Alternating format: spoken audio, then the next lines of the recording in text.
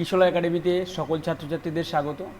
তো আমরা অনেক দিন ঘরে বসেছিলাম, তো আমার মনে হয় এবারে পড়াশোনা শুরু করা উচিত। তাই আজকে তোমাদের জন্য ক্লাস 8-এর ছাত্রছাত্রীদের জন্য আমি আজকে যে চ্যাপ্টারটা পড়াবো সেটা কি মানুষের খাদ্য ও খাদ্য উপাদান। তো সবার প্রথমে সবাইকে বলবো ক্লাসটা খুব মনোযোগ দিয়ে করবে, পুরো ক্লাসটা করার চেষ্টা করবে এবং যে কোয়েশ্চেনগুলো আমি বলবো সেগুলো একটা খাতা পেন নিয়ে বসে পড়বে, বসে সেই কোয়েশ্চেনগুলোকে কী করবে তোমরা খাতায় নোট ডাউন করবে। আর তার সঙ্গে বইটা খুলে এখানে যে ইম্পর্টেন্ট জায়গাগুলো আমি বলবো সেগুলো কিন্তু আন্ডারলাইন করে নেবে এবং তাতে কী হবে তোমাদের সুবিধা হবে। তো আমাদের যে চ্যাপ্টার আমি শুরু করতে চলেছি সেটা কি মানুষের খাদ্য ও খাদ্য উপাদান। তো মানুষের খাদ্য দেখে বুঝতে পারছি যে আমাদের প্রতিদিন আমরা যে আহার্য সামগ্রী বা খাদ্য খাই সেটা আমাদের শরীরে পুষ্টির কাজে লাগে। তো এখানে যে খাদ্যগুলো খাই সেগুলো অ্যাকচুয়ালি সেগুলো কোথায় না মাঠে ফলানো হয়, ফসল ফলায়। কারা ফলায় না কৃষকেরা। তাই আমাদের এই মানুষের খাদ্য শুরু করার আগে কি জানা উচিত, কৃষি বিজ্ঞান কী বা কৃষি বিজ্ঞান কাকে বলে। তো প্রথম কোয়েশ্চেন যেটা আমাদের এখান থেকে আসে, কৃষি বিজ্ঞান কাকে বলে। তাহলে এই কোয়েশ্চেনটার উত্তর তোমরা কী লিখতে পারো না, কোয়েশ্চেনটার উত্তর তোমরা এখানে দেখো, এখানে কিছুটা লেখা আছে বিজ্ঞানের একটা শাখায় খাদ্য উৎপাদনের পদ্ধতি নিয়ে আলোচনা করা হয়। বিজ্ঞানের এই শাখাটাকেই আমরা বলি কি কৃষি বিজ্ঞান বা এগ্রিকালচার। দেখো যদি কৃষকেরা মাঠে ফসল না ফলাতো তাহলে কিন্তু আমাদের খাদ্যের মধ্যে ঘাটতি দেখা যেত। বা আমাদের এখানে কৃষি বিজ্ঞান কাকে বলে এই প্রশ্নটা কিন্তু তোমরা খাতায় লিখে উত্তরটা লিখে নাও। এবারে কৃষি বিজ্ঞানের আলোচ্য বিষয়গুলো কি কি না দেখো লেখা আছে মাটির ব্যবস্থাপনা, অর্থাৎ মাটিকে ফসল ফলানো উপযোগী করে তোলা, এটা হলো কৃষি বিজ্ঞানের আলোচ্য বিষয়। ফসল উৎপাদন করা মানে ক্রপ প্রোডাকশন, ফল সবজি ফুল আর সাজানোর কাজে লাগে এমন বিভিন্ন উদ্ভিদের চাষ করা, যেটাকে বলা হয় হর্টিকালচার। অনেক সময় কোয়েশ্চেন আসে যে হর্টিকালচার কী। তো আমরা সাধারণত সেক্ষেত্রে বলে থাকি যে উদ্যান বিজ্ঞান বা হলো গিয়ে হর্টিকালচার, পশুপালন, অ্যানিম্যাল হাজবেন্ডারি। তো এইগুলো সম্পর্কে আমরা কৃষি বিজ্ঞানের আলোচ্য বিষয়গুলো কী কী সেটা নিয়ে একটা কোয়েশ্চেন কিন্তু লিখতে পারি। এবার প্রশ্ন হলো গিয়ে ফসল, এই ফসলটা আবার কি, এই ফসল শস্য বা ফসল কাকে বলে। দেখো শস্য বা ফসল কাকে বলে এই কোশ্চেনের উত্তরটা তোমরা এইভাবে লিখতে পারো যে মানবজাতির প্রয়োজনে উদ্ভিদজাত, কী বললাম, মানবজাতির প্রয়োজনে, খাতায় লিখে নাও, উদ্ভিদ ও উদ্ভিদজাত দ্রব্যের চাহিদার দিকে বিশেষভাবে নজর রেখে, উদ্ভিদ বা উদ্ভিদজাত, কী বললাম, উদ্ভিদ বা উদ্ভিদজাত দ্রব্যের চাহিদার দিকে বিশেষভাবে নজর রেখে অনেকটা জায়গা জুড়ে একই উদ্ভিদের চাষ করা হলে, অনেকটা জায়গা জুড়ে একই উদ্ভিদের চাষ করা হলে দেখবে যেখানে ধান চাষ করা হচ্ছে মাঠে, সেখানে সব চারিদিকে ওই ক্ষেতটার মধ্যে শুধু ধানই চাষ করা হয়েছে। এরকম হয়নি যে ধানের সঙ্গে পটল চাষ বা অন্য কোনো সবজির চাষ করা হয়েছে। তাই কি বলছে না অনেকটা জায়গা জুড়ে একই উদ্ভিদের চাষ করা হলে এবং সঠিক পরিচর্যার মাধ্যমে কি করবে, যথেষ্ট মাত্রায় উৎপাদন করা হলে তাকে একসঙ্গে কি বলছে, ফসল বলছে। তোমাদের এই বইতেও কিছুটা লেখা আছে আর আমি একটা এখানে লিখে রেখেছি সংজ্ঞা আকারে, যেটা আমি তোমাদের বললাম এটা লিখে নেবে। আর কেউ যদি মনে করো বইয়েরটা লিখবে তাতে কোনো অসুবিধা নেই। তাই আমি যেটা লিখে রেখেছি সেটা তোমাদেরকে বললাম যে ফসল কাকে বলে বা ফসল কী বা শস্য কী, পরীক্ষায় কোশ্চেন আসলে উত্তরটা আমি যেটা বললাম সেরকমভাবে লিখলে ভালো হয়। এবারে ফসলের বৈচিত্র্য।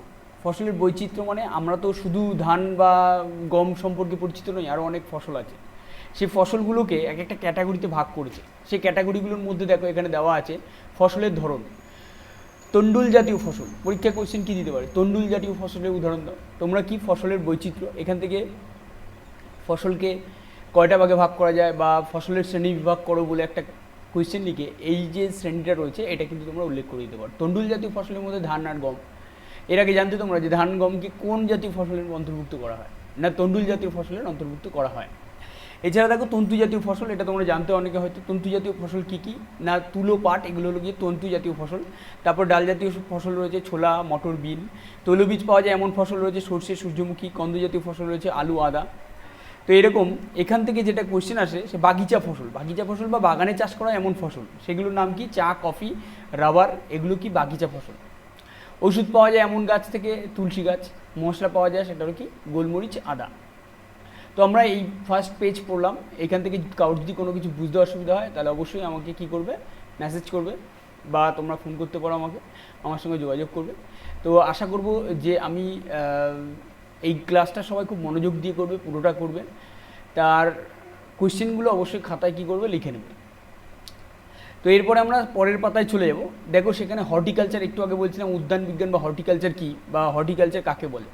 তোমরা কী করবে, উদ্যান বিজ্ঞান বা হর্টিকালচার কাকে বলে এই কোয়েশ্চেনটা কিন্তু খাতায় লিখে নেবে। তো উদ্যান বিজ্ঞান বা হর্টিকালচার কাকে বলে এই কোয়েশ্চেনটার উত্তরটা কী হবে সেটা দেখো তোমাদের বইতে কী লেখা আছে। বইতে লেখা আছে যে সবজি আর ফলকে ওই তালিকায় রাখা হয়নি, কারণ কৃষি বিজ্ঞানেরই আরেক শাখা হলো উদ্যান বিজ্ঞান, এ ফল আর সবজি চাষের পদ্ধতি নিয়ে আলোচনা করা হয়। তাহলে উদ্যান বিজ্ঞানে কী নিয়ে আলোচনা করা হয় না, ফল আর সবজি। তাহলে এই কোয়েশ্চেনটার উত্তর কী লিখবে, কৃষি বিজ্ঞানের যে শাখায়, উদ্যান বিজ্ঞান কাকে বলে সেটা কী লিখবে, কৃষি বিজ্ঞানের যে শাখায় সবজি, ফুল ও ফল উৎপাদন বিষয়ে আলোচনা করা হয় তাকে কি বলছে, উদ্যান বিজ্ঞান। তাহলে এখান থেকে উদ্যান বিজ্ঞান কি আমরা জানলাম। এবারে সবজি, ফল এগুলো কি কি আছে। সবজি, ফলের মধ্যে সবজি দেখো টমেটো, বাঁধাকপি, এছাড়া অন্যান্য তোমরা জানো। ফলের মধ্যে রয়েছে কলা, আঙুর, আপেল। আর আলংকারিক উদ্ভিদ কী কী, ক্যাকটাস আর বোগেনভেলিয়া। ফুল কী কী রয়েছে, গোলাপ, জুঁই, এই ধরনের ফুল রয়েছে। তো এবারে মোস্ট ইম্পর্টেন্ট কোয়েশ্চেন দুটো রয়েছে, যে আমাদের ঋতু অনুযায়ী ফসল চাষ করা হয়। ঋতু অনুযায়ী যে ফসল চাষ করা হয় সেই অনুযায়ী ফসলকে দুভাগে ভাগ করা হয়।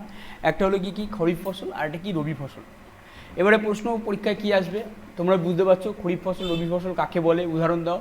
প্রচুরবার পরীক্ষায় এসছে। এখান থেকে শর্ট কোয়েশ্চেনও আসে যে কোনটা খরিফ ফসল নয়, তাই উদাহরণগুলো সব কটা মুখস্থ করবে। খরিফ ফসলের উদাহরণ কী কী আছে, ধান, ভুট্টা, তুলো, চিনেবাদাম, সয়াবিন, এগুলো কি খরিফ ফসলের উদাহরণ। তাহলে কোয়েশ্চেন কী লিখবে এখন, খরিফ ফসল কাকে বলে। তাহলে আমরা এটাকে উত্তর কীভাবে লিখতে পারো, এখানে তো বইতে সুন্দরভাবে লেখা আছে, কিন্তু তোমরা এটাকে উত্তর হিসাবে কীভাবে লিখতে পারো, যেসব ফসল কী করা হয়। তাহলে আমরা এখন পড়বো কি, খরিফ ফসল কাকে বলে, রবি ফসল কাকে বলে। দেখো খরিফ ফসল কি কাকে বলে এখানে লেখা আছে, কিন্তু এটাকে আমরা সাজিয়ে লিখলে কীরকমভাবে লিখলে ভালো হয় না, যেসব ফসলের ফলন নির্ভর করে দক্ষিণ পশ্চিম মৌসুমী বায়ুর উপর। তাহলে এই লাইনটাকে আমরা আগে দিয়ে শুরু করতে পারি যে খরিফ ফসল কাকে বলে। কি বললাম, যেসব ফসলের ফলন নির্ভর করে দক্ষিণ পশ্চিম মৌসুমী বায়ুর উপর এবং কি বলা যায়, বর্ষার শুরুতে এই ফসল বর্ষার শুরুতে চাষ শুরু হয় এবং বর্ষার শুরুতে ব্র্যাকেটে দিয়ে দেবে জুন জুলাই মাসে, এবং বর্ষার শেষে মানে সেপ্টেম্বর অক্টোবর মাসে কী করা হয়, এই ফসল তোলা হয়। তো এই ধরনের ফসলকে কী বলা হয়, খরিফ ফসল বলা হয়। এভাবে সাজিয়ে তোমরা লিখতে পারো। আর উদাহরণ হিসাবে কী কী দিতে পারে, ধান, ভুট্টা, তুলো, চিনেবাদাম, সয়াবিন, এগুলো। রবি ফসল কাকে বলে ঠিক একইভাবে বলবে যে রবি ফসল কাকে বলে, সাধারণত যেসব ফসল শীতের শুরুতে ব্র্যাকেটে কী লিখবে, অক্টোবর নভেম্বর মাসে এই ধরনের ফসলের চাষ হয় এবং মার্চ এপ্রিল মাসে এই ফসল তোলা হয়, তাকে কি বলে, রবি ফসল বলে। এর সঙ্গে এটাও জুড়ে দিতে পারো যে রবি ফসল সাধারণত বর্ষার উপর নির্ভরশীল নয়। রবি ফসল উদাহরণ কী কী না, গম, বার্লি, মটর, সর্ষে, এগুলো সব কি রবি ফসলের উদাহরণ। তাহলে এখান থেকে এই দুটো কোয়েশ্চেন খুবই ইম্পর্টেন্ট, খরিফ ফসল আর রবি ফসল। অনেক সময় পার্থক্য হিসেবে আসতে পারে যে রবি ফসল এবং খারিফ ফসলের মধ্যে পার্থক্য লেখো, তখন তোমরা কি করতে পারো যে লিখতে পারো যে খারিফ ফসল বোনা হয় হলো গিয়ে জুন জুলাই মাসে, আবার রবি ফসল বোনা শুরু হয় অক্টোবর নভেম্বর মাসে। খরিফ ফসল বর্ষার উপর নির্ভরশীল নয়, রবি ফসল বর্ষার উপর নির্ভরশীল। খরিফ ফসল দক্ষিণ পশ্চিম মৌসুমী বায়ুর উপর নির্ভরশীল, কিন্তু রবি ফসল দক্ষিণ পশ্চিম মৌসুমী বায়ুর উপর নির্ভরশীল নয়। খরিফ ফসলের উদাহরণ হলো কি ধান, ভুট্টা, তুলো, চিনেবাদাম, সয়াবিন, এগুলো। আর রবি ফসলের উদাহরণ কী কী দিতে পারো, গম, বার্লি, ছোলা, মটর, সর্ষে, এগুলো। তো এইভাবে তোমরা পার্থক্য হিসেবে কিন্তু লিখে নিতে পারো। এবার ফসল উৎপাদনের জন্য একজন কৃষক চাষিকে বেশ কিছু সময় জুড়ে নানা রকম কাজ করে যেতে হয়। তো ফসলটা নিশ্চয়ই আজকে বুনলাম কালকে হয়ে যায় না, তো তার জন্য একটা চাষিকে নির্দিষ্ট নিয়মের মধ্যে দিয়ে চলতে হয়, বেশ কিছু দিন ধরে পরিচর্যা করতে হয়। তো কী কী কাজ করতে হয়, একজন কৃষক যে কাজগুলো করে এই কাজগুলোকে কী বলে, কৃষিকাজ বা এগ্রিকালচারাল প্র্যাকটিসেস। কি বলছে, কৃষিকাজ বা এগ্রিকালচারাল প্র্যাকটিসেস কাকে বলে, এখান থেকে কোয়েশ্চেন হিসেবে লিখতে পারো, কিন্তু পরীক্ষায় আসে না। এবারে আমরা এখান থেকে কি বলতে পারি যে কী কী কাজ করে তারা। এখানে 8টা কাজের কথা বলেছে, যে এগুলোকে একটা ক্যাটাগরিতে ভাগ করে, যে চাষে জমি মাটি তৈরি করতে হয়, মানে চাষ করার আগে মাটিটাকে ঠিকভাবে তৈরি করা, বপন করতে হয় বা বীজ বোনা বলে। তারপরে বীজ বোনার পরে যখন নতুন চারা গাছ বেরোয় তারপরে তার মধ্যে বিভিন্ন রকম সার প্রয়োগ করে যেন কোনো কীটনাশক বা কীটপতঙ্গ যেন আক্রমণ না করে। তারপরে জলসেচ করতে হয়, মানে রেগুলার জল দিতে হয়, বিভিন্ন রকম জলসেচ পদ্ধতি রয়েছে। আগাছা দমন করতে হয়, ফসলের মাঝখানে মাঝখানে কিছু আগাছা জন্মায় সেগুলোকে দমন করতে হবে। ক্ষতিকারক কীট পতঙ্গ থেকে ফসলকে বাঁচাতে হয়। ফসল তারপরে তুললেই তো হয়ে যায় না, সেই ফসলটাকে তোলার পরে সঞ্চয় করে রাখা, এরকম কতগুলো ক্যাটাগরিকে কিন্তু ফসল উৎপাদনকে ভাগ করা হয়েছে। তো ফার্স্টেই আমরা চাষের জমি ও মাটি তৈরি করা এই বিষয়ে জানব, যে চাষের জমি ও মাটি তৈরি করা কি। এটুকুর মধ্যে আমার তো পুরোটা তোমরা ভালো করে রিডিং করবে। বীজের অঙ্কুরোদ্গম কাকে বলে? বীজ যখন হলো গিয়ে অঙ্কুর বেরোয়, বীজ থেকে অঙ্কুর কখন বেরোয়, কতগুলো শর্ত আছে। বীজ যখন মাটিতে পড়বে এবং জলের সংস্পর্শে আসবে। তুমি বীজ যদি একটা বয়মের মধ্যে তুলে ঘরে রেখে দাও তাহলে কিন্তু অঙ্কুরোদ্গম হবে না। তাহলে বীজের মধ্যে কি জলের টাচ হতে হবে এবং মাটির মধ্যে যদি পড়ে তাহলে সেই বীজ কিন্তু উদ্ভিদ কাকে বলে, মাটি ভেদ করে উপরে ওঠে, তাই তো উদ্ভিদ। তো তাই অঙ্কুরোদ্গমটা কখন হয় বুঝতে পেরেছো, তার যে শর্তগুলো আমি বললাম। তো যাই হোক, মাটিতে কী থাকে? বিভিন্ন রকম খনিজ পদার্থ, জল, বায়ু, পচা গলা জৈব বস্তু, বিভিন্ন জৈব। মাটি আলগা করলে মাটিতে বায়ু চলাচল হয়, কারণ মাটিকে তো তৈরি করছে। এবারে মাটি শক্ত কাঠের মতো হয়ে রয়েছে, তার মধ্যে তো নিশ্চয়ই বীজ ফেললে সঙ্গে সঙ্গে ভালো রকমভাবে উৎপাদনটা হবে না, তা মাটিকে আগে তৈরি করতে হয়। তো এখান থেকে আমরা মাটিকে তৈরি করার জন্য কে একটা গুরুত্বপূর্ণ ভূমিকা নেয় না, কেঁচো কিন্তু একটা গুরুত্বপূর্ণ ভূমিকা নেয়। তাই জন্য কেঁচোকে কী বলা হয়? কৃষকের বন্ধু বলা হয়, কৃষকের বন্ধুর মতোই কাজ করে। যাই হোক, এখান থেকে আমরা কি পড়বো? এখান থেকে হিউমাস কি, পরীক্ষা কোয়েশ্চেনটা দেয় কি হিউমাসটা কি।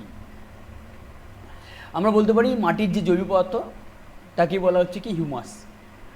এবারে কোয়েশ্চেন দেয় যে হিউমাস কি কাজে লাগে বা হিউমাসের কাজ কি। হিউমাসের কাজ কি? হিউমাস মাটির গঠনকে উন্নত করে। কি করে? মাটির গঠনকে উন্নত করে, আর মাটিতে বায়ু চলাচল বাড়ায়, আর মাটিতে জল ধারণ ক্ষমতা বাড়ায়। তাহলে হিউমাস কি? হিউমাস হলো মাটির জৈব পদার্থকে হিউমাস বলছে। আর হিউমাসের কাজগুলো কি কি আমরা পড়লাম, খাতায় এই কোয়েশ্চেনটা কিন্তু লিখে নিতে পারো যে হিউমাস কি এবং এর কাজগুলো কি কি। ভূমিকর্ষণের যন্ত্রপাতি কী কী লাগে, তার মধ্যে একটা গুরুত্বপূর্ণ যন্ত্র হলো গিয়ে নাঙল। নাঙল দিয়ে চাষ করা হতো, কিন্তু এখন বর্তমানে ট্রাক্টর চলে এসছে, তাই নাঙল ব্যবহারটা কমে গেছে। প্লাউ মানে নাঙল, বহু প্রাচীনকাল থেকেই চাষের কাজে নাঙলের ব্যবহার হয়ে আসছে। তারপরে আছে নিড়ানি, যেটাকে হো বলে। নিড়ানির সাহায্যে চাষের জমি থেকে আগাছা তুলে ফেলা হয় বা মাটিকে আলগা করা হয় নিড়ানির সাহায্যে। কর্ষক বা কাল্টিভেটর, কর্ষক বা কাল্টিভেটর। তো কর্ষক বা কাল্টিভেটরটা কি? বর্তমানে বড় বড় চাষের জমি কর্ষণ করতে ট্রাক্টরের সাহায্য নেওয়া হচ্ছে। বুঝতে পেরেছো? ট্রাক্টরের পেছনে লাগানো কর্ষকের সাহায্যে, এই যে নিশ্চিত ছবিতে তোমরা দেখতে পাচ্ছ। ঠিক আছে,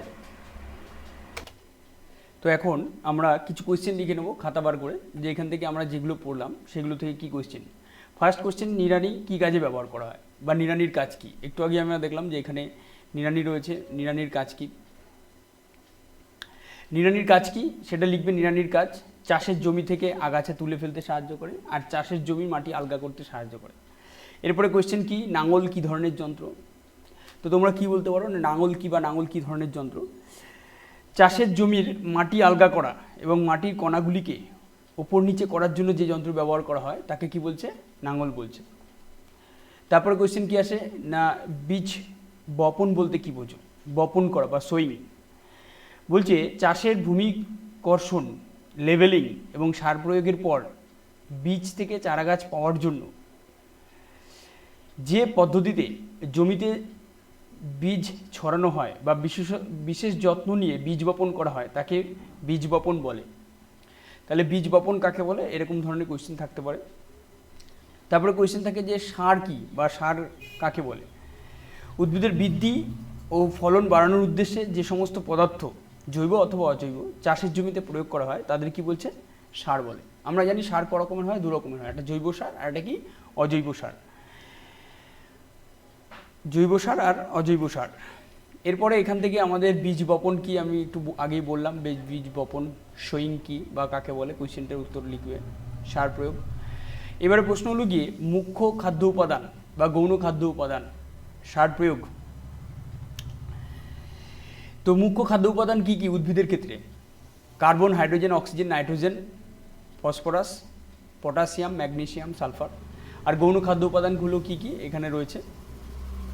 সার কাকে বলে একটু আগে বললাম আমি, আবার বলছি সার কাকে বলে, উদ্ভিদের বৃদ্ধি ও ফলানোর জন্য, ফলন বাড়ানোর উদ্দেশ্যে। কী কী বললাম, উদ্ভিদের বৃদ্ধি।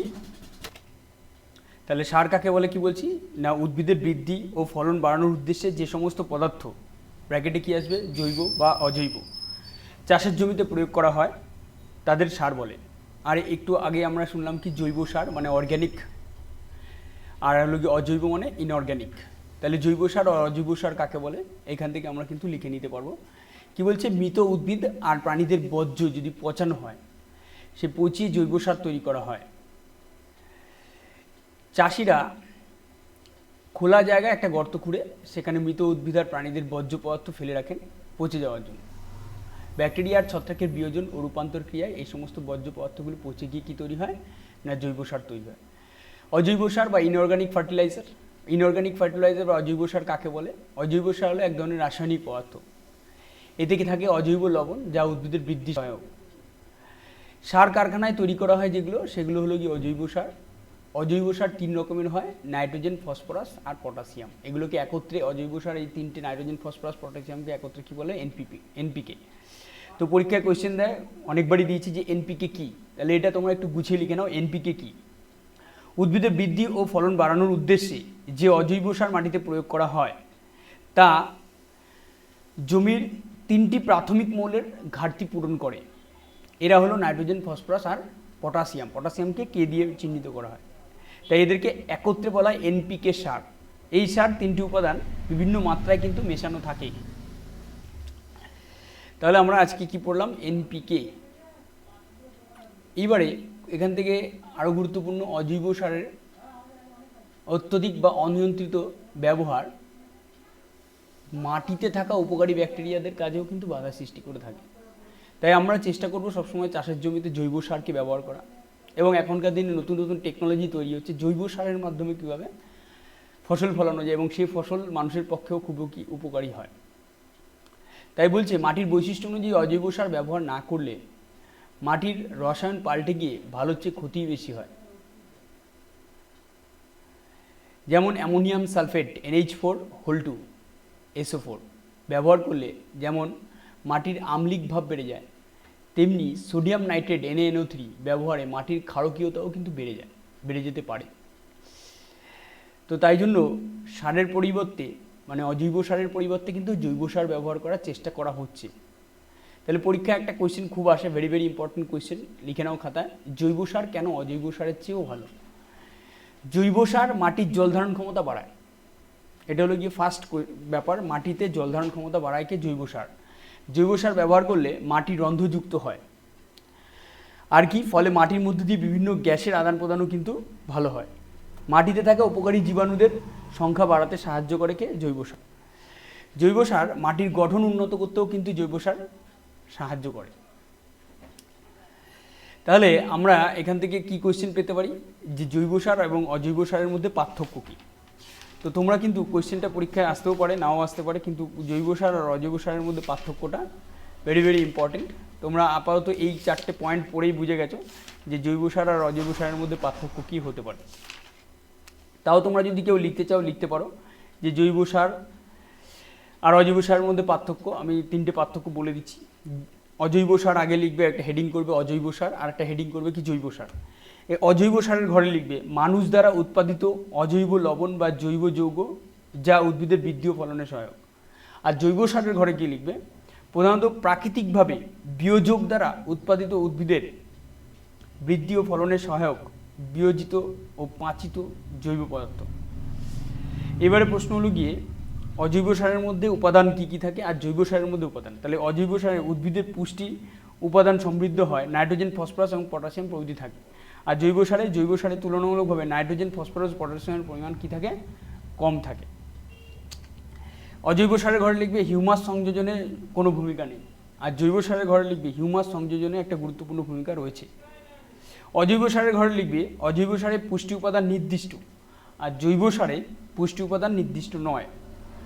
অজৈব সার ফ্যাক্টরিতে উৎপাদিত হয় এবং প্রচুর জ্বালানি প্রয়োজন হয় বলে এই সার খুব দামি এবং পরিবেশ দূষণ ঘটায়। আর জৈব সারে লিখবে জৈব সার প্রাকৃতিকভাবে উৎপাদিত হয় বলে এটি সস্তা এবং কখনোই পরিবেশ দূষণ কিন্তু ঘটায় না জৈব সার। তাহলে এই জৈব সার আর অজৈব সারের মধ্যে পার্থক্যগুলো তোমরা পড়লে। এনপিকে পড়ালাম আমরা, তো জৈব সার কেন অজৈব সারের থেকে ভালো সেটা জানলাম।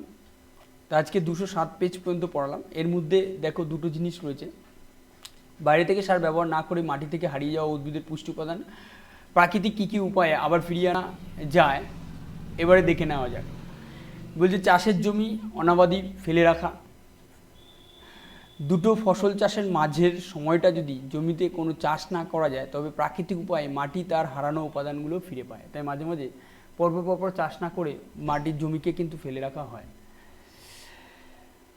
বলছে এই যে সময়টা ফেলে রাখা এই সময় কী হয়, মাঠে জমা হওয়া মৃত উদ্ভিদ প্রাণী বা অন্যান্য জৈব বস্তু নানা রকম জীবাণুর ক্রিয়ার পচে মাটিতে মিশে যায়, ফলে মাটি তার ফুরিয়ে যাওয়া উপাদানগুলো আবার ফিরে পায়। শস্য আবর্তনটা খুব ইম্পর্ট্যান্ট একটা জিনিস, যারা চাষ করে তারা শস্য আবর্তন করেই চাষ করে। যে মাটিতে পাওয়া পুষ্টি উপাদান চাহিদা বিভিন্ন উদ্ভিদের ক্ষেত্রে বিভিন্ন রকম। তো এখান থেকে আমরা দেখতে পাচ্ছি যে অনেক সময় দুটো চাষের মাঝে একবার একটা এমন উদ্ভিদের চাষ করা হয় যে উদ্ভিদগুলোকে বলা হয় শিম্বগোত্রীয় উদ্ভিদ। এই ধরনের উদ্ভিদ চাষ করলে কী সুবিধা, ধরো ধান চাষ করলো, তারপরে একটা শিম্বগোত্রীয় উদ্ভিদের চাষ করে নিল, তারপরে আবার হয়তো ধান চাষ করলো বা গম চাষ করলো। তাহলে শিম্বগোত্রীয় উদ্ভিদ চাষ করলে কী হয়, শিম্বগোত্রীয় উদ্ভিদের মূলে কী থাকে, রাইজোবিয়াম নামে এক ধরনের মিথজীবী ব্যাকটেরিয়া থাকে, যারা কি করতে পারে বাতাস থেকে সরাসরি নাইট্রোজেনকে কী করতে পারে, গ্রহণ করতে, সরাসরি নাইট্রোজেন উদ্ভিদেরা ওরা নাইট্রোজেনকে বাতাস থেকে সরাসরি গ্রহণ করতে পারে। কিন্তু নর্মালি উদ্ভিদরা কিন্তু বাতাস থেকে নাইট্রোজেনকে সরাসরি গ্রহণ করতে পারে। নাইট্রোজেন মানে কি, সার সেটা। তাই শিম্বগোত্রীয় উদ্ভিদরা এই কাজটা করতে পারে। শিম্বগোত্রীয় উদ্ভিদের উদাহরণ দাও, পরীক্ষা অনেকবার কোয়েশ্চেনটা এসছে, সেটা কি লিখতে পারো, মটর, বিন, ছোলা, ডাল ইত্যাদি হলো গিয়ে ডালের চাষ করা। এগুলো করলে কী হয়, মাটির উর্বরতা বেড়ে যায়, কারণ তার মধ্যে নাইট্রোজেনের পরিমাণ বেড়ে যায়। কারণ এই যে উদ্ভিদ, এই উদ্ভিদদের মূলে আমি কি বললাম, কি থাকে, রাইজোবিয়াম নামে এক ধরনের মিথজীবী ব্যাকটেরিয়া থাকে, যারা কি করতে পারে, বাতাসের থেকে নাইট্রোজেনকে আবদ্ধ করতে পারে। তো আমরা এখান থেকে মাটির পুষ্টি উপাদান বজায় রাখার জন্য অনেক সময় মাটিতে নানা রকম কী করা হয়, মিথজীবী অণুজীব মেশানো হয়, এটাই অণুজীব সার। তার মানে আরেকটা সার সম্পর্কে জানলাম, জৈব সার, অজৈব সার। আরেকটা কী জানলাম না, অণুজীব সার। এই সার কী করে, মাটির জল ধারণ ক্ষমতা বাড়িয়ে দেয় আর মাটিকে রন্ধ্রযুক্ত করে বায়ু চলাচল বাড়ায়। শস্য আবর্তন কি, শস্য আবর্তন হলো গিয়ে যেটা বলেছিলাম যে দুটো চাষ করার পরে বা একটা চাষ করার পরে একটা শিম্বগোত্রীয় উদ্ভিদের চাষ করে নিয়ে পরে আরেকটা চাষ করলে মাটির উর্বরতা শক্তিটা ঠিক থাকে এবং চাষবাস ভালো হয়। তারপরে আসছে জলসেচ বা ইরিগেশন। তো এই বিষয়ে আমরা পরের দিন আবার আলোচনা করব এই বিষয়টা নিয়ে। বুঝতে পেরেছো, আজকে এই পর্যন্তই থাক। এই ক্লাসটা আমরা 2-3টে ক্লাস নিয়ে এই ক্লাসটাকে শেষ করে দিতে পারবো। তো সবাই মনোযোগ দিয়ে পুরো ভিডিওটা দেখবে, খাতা পেন নিয়ে বসবে, অবশ্যই আশা করব তোমরা মনোযোগ দিয়ে দেখে আপাতত এইভাবেই ক্লাসটা করো। এখানে এখন গাড়ি চলাচল করছে তাই ক্লাসটা নিতে অসুবিধা হচ্ছে, তাই এই ক্লাসটা এই পর্যন্তই থাক। পরের দিন আবার কী করবো, এই ক্লাসটাকে আমরা কন্টিনিউ করব। তো সকলকে ধন্যবাদ, have a nice day, thank you.